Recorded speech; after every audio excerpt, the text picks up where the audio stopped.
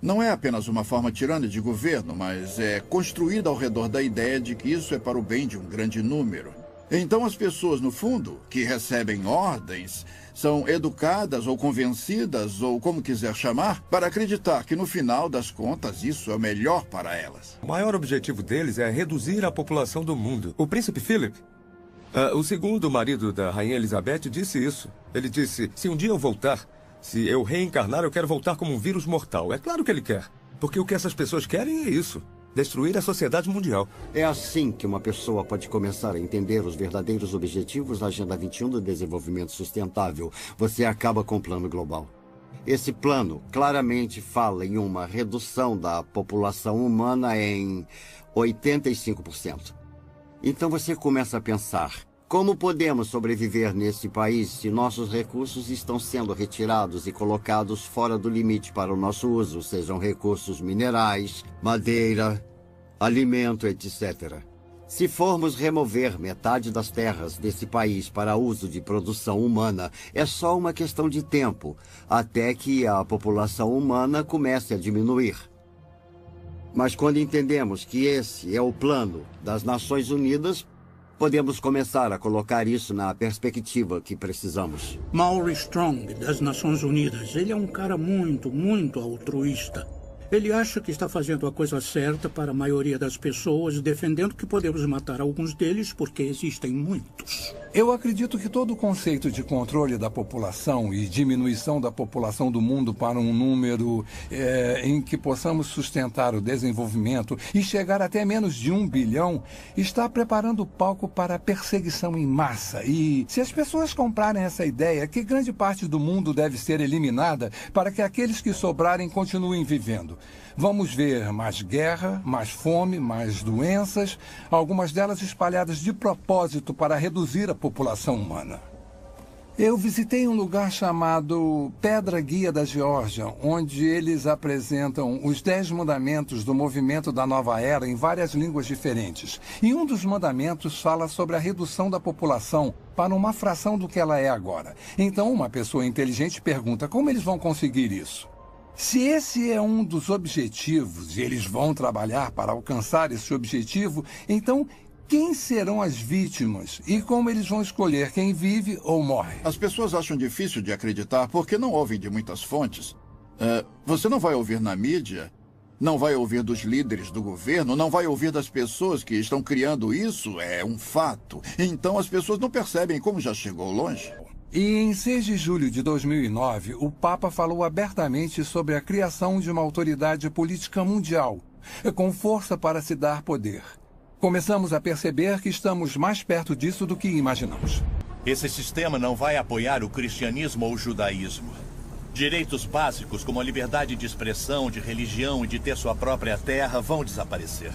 Nos dias de hoje, já temos pessoas muito poderosas e influentes que se dedicaram para ver isso acontecer. Não tenho dúvida de que vai acontecer e logo. E por que não estou com medo nem correndo para as montanhas? Porque eu sabia que isso aconteceria. Incrivelmente, isso foi profetizado há mais de 2000 anos. Estou cansado das pessoas dizendo, você não pode provar a Bíblia. Posso sim, se você se der ao trabalho de descobrir a integridade do seu projeto, e então que o projeto teve que ser originado de fora do tempo, porque escreve a história antes que ela aconteça, com uma precisão assombrosa, e quanto mais sabemos sobre a Bíblia, e quanto mais sabemos sobre o que está acontecendo geopoliticamente ou no mundo, mais vemos uma convergência se aproximando dos cenários bíblicos clássicos. A Bíblia diz que nos últimos dias o governo do anticristo estaria sobre 3 pilares. O primeiro é um governo mundial, o segundo é uma economia global e o terceiro é uma religião global. As pessoas à frente desse governo mundial geralmente são contra os judeus e contra os cristãos. E eles querem unir todas as religiões do mundo e unificá-las com um propósito específico, que é colocar uma figura de liderança no poder que governaria um mundo. E a Bíblia nos alerta para esse tipo de desenvolvimento nos últimos dias. Estamos muito longe de onde estávamos nos anos 50 e 60, na atmosfera do anticristo. Se você está preocupado em ter os 10 mandamentos em um tribunal e essas coisas, você começa a perceber que estão evaporando rapidamente. A maioria das pessoas não percebe que sua liberdade vai evaporar com isso. Há muitos sinais hoje que indicam que estamos vivendo os últimos dias. A Bíblia tem tantas profecias nos alertando, nos dando uma ideia dessa época que está se aproximando, para que todos que estiverem vivos quando isso acontecer possam estar alertas e preparados. E em uma delas, a maior talvez, é os israelitas se reencontrando, saindo de todos os lugares do mundo, quase 7 milhões de judeus voltando para Israel depois de 2000 anos. Isso é incrível. Algumas pessoas tentam dizer que é uma grande coincidência, ou parte de um plano diferente. Mas quando lemos as Escrituras, mais de 50 diferentes profecias no Antigo Testamento predizem que nos últimos dias Deus reuniria os judeus dos 4 cantos da terra, de um lado do mundo até o outro, trazendo todos de volta para Israel. É muito difícil tentar explicar isso. Ezequiel escreveu sobre a restauração de Israel e que nos últimos dias seria restaurada e ficaria da mesma forma de antes de ter sido dispersa. Sofonias diz que eles retornariam com uma língua pura, que é o hebraico, que foi restaurado por Ben-Yahuta em 1948, a língua de trabalho de Israel e que já esteve morta antes do latim ser desenvolvido. Além disso, no livro de Daniel, está escrito que haverá um crescimento massivo de conhecimento. Pelo que eu soube, o conhecimento está dobrando a cada 4 anos. Isso nunca aconteceu antes na história do mundo e isso está unindo o mundo cada vez mais. Tecnologicamente, as coisas são possíveis. Podemos falar ao telefone com alguém do outro lado do mundo e parece que ele está na porta ao lado. Viajar se tornou muito mais fácil. E temos a comunicação pela internet. Todas essas coisas trabalham para fazer o mundo menor, o que me leva para o próximo ponto. Para fazer o governo global possível, em Apocalipse 13:14, somos alertados sobre um sistema global que existiria nos últimos dias. Um tipo de sistema político mundial que usaria seu poder econômico e militar para forçar a adoração religiosa. Isso não era nem concebível 1900 anos atrás, que um indivíduo pudesse ter um controle tão minucioso e centralizado da economia que ninguém poderia comprar ou vender a menos que fizesse parte de um sistema particular. Isso nunca foi possível, mas foi exatamente isso que João viu. E ele viu no contexto do desenvolvimento de um governo global, que está no contexto de que o governo do anticristo tem seu ponto forte no engano. E seu poder vem do controle da economia e seu objetivo final é a adoração de seu líder. É o Estado fascista definitivo. Eu acredito que a marca vai ser introduzida primeiro. Vai haver a tentativa de fazer parecer um mecanismo de defesa moderno. Se você for sequestrado, a polícia vai saber onde você está e vai poder te resgatar. Isso já está acontecendo agora com animais e também com seres humanos em algumas partes do mundo. Qual é a principal arma de Satanás? Está em toda a Bíblia. O engano. Começou em Gênesis 3, passando por toda ela. Todas as vezes que Jesus falou sobre o fim dos tempos, ele abre e fecha seu discurso dizendo: não sejam enganados. Esse é o nosso desafio. E estamos sendo enganados, sendo iludidos. Em um sentido político local, mas em um sentido mais amplo. A Bíblia fala quando Pedro estava escrevendo para Timóteo.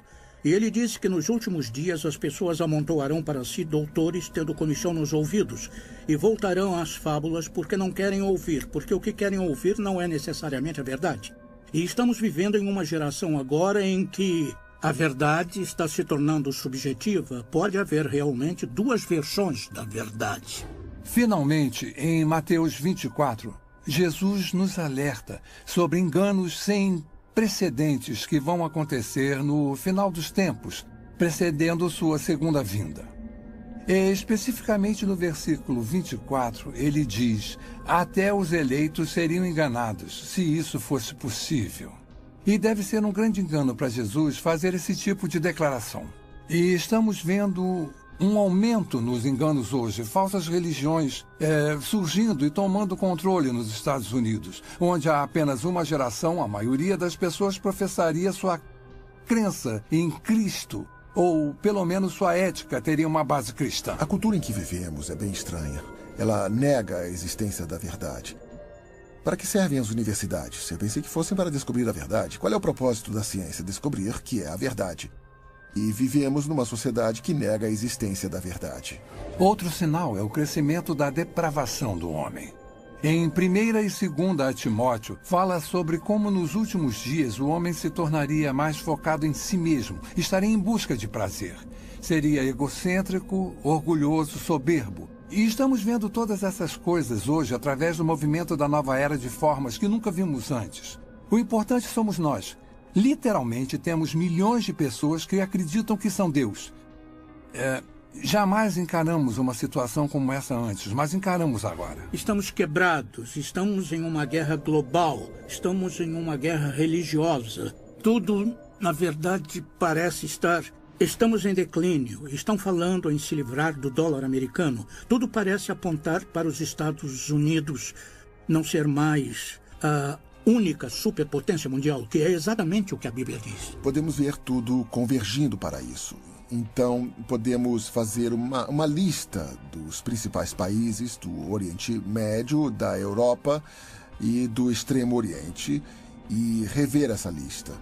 Podemos falar sobre tecnologia, podemos fazer uma lista de tendências. Somos classicamente monitorados por empresas, uma dúzia delas. E quanto mais você sabe sobre cada uma delas e quanto mais sabe o que a Bíblia fala sobre elas, você vê a convergência. Não é só uma, são todas elas ao mesmo tempo.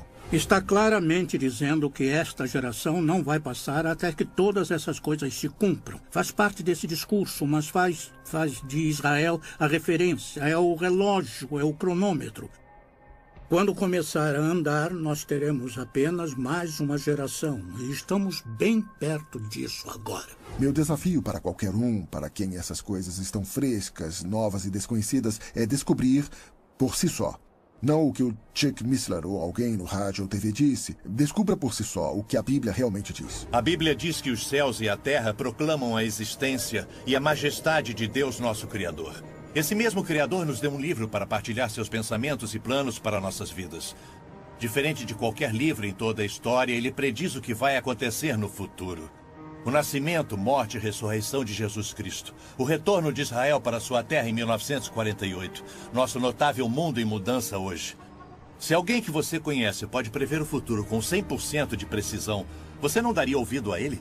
A Bíblia faz exatamente isso. E prediz que Jesus vai voltar para seus seguidores e vai levá-los para um lar eterno e maravilhoso. Você pode não ser capaz de controlar o que acontece com seu país ou nosso mundo, mas você pode controlar seu destino eterno. A Bíblia diz que o amanhã não pertence a ninguém. Faça a decisão mais importante da sua vida. E acredite que Jesus te ama e quer fazer parte da sua vida. Nossa pesquisa sobre práticas de vigilância, perda de liberdade e poderes ocultos não são para te assustar. Foram feitas para abrir seus olhos para um mundo inconstante ao nosso redor. Pretende lançar uma luz nas incríveis profecias de Deus. Pretende te aproximar de nosso eterno Salvador, Jesus Cristo. O que vai acontecer daqui a um mês, daqui a um ano, daqui a 10 anos? Como nos preparar para isso? A única coisa que Deus coloca sempre no meu coração é a importância de ficar perto dele, viver um dia de cada vez e que possamos todos nós manter os olhos abertos e focados na eternidade.